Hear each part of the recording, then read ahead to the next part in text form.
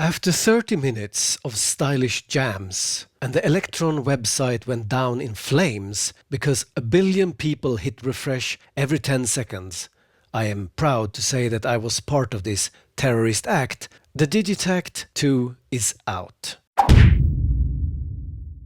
It looks the same, but it has an improved engine. And I'm not talking about the small steps Elektron normally takes for their updates. No, this is a significant step up. 16 stereo voices compared with 8 mono on the old. The amount of sample RAM have gone up from 64 to 400 megabyte. New filters, new machines, new effects. I won't bore you with repeating all the new specs here, but it's a big bada-boom step up. As you know, Elektron does what Elektron does. And they have this perverted love for monophonic tracks. Despite all cool trickeries with parameter locks and, even cooler, sound locks, which lets you put separate sounds and samples on each and every step of the track. But they are always monophonic. So if you have a long crash cymbal on, let's say, step 1 and a kick drum on step 2, the crash will cut off playing when it reaches the second step. As annoying this is, it's something we Elektron fans are used to.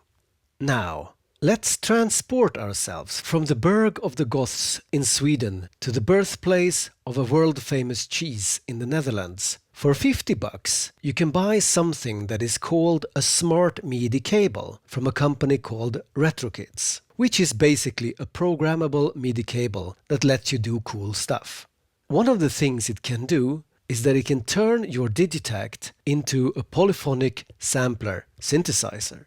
So when I was listening to the presentation of the new Digitakt II, this was the only thing that went through my head. 400 megabytes of RAM, more storage, stereo samples, new effects. Could it be that a modern-day polyphonic sampler with proper specs have just landed?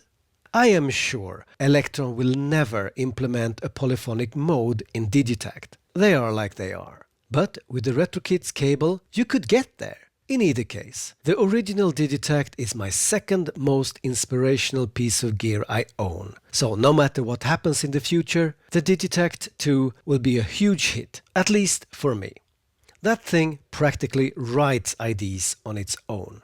What do you think? Did you like the Digitakt II presentation?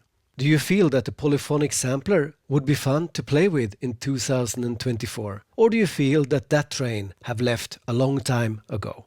Let me know in the comments below.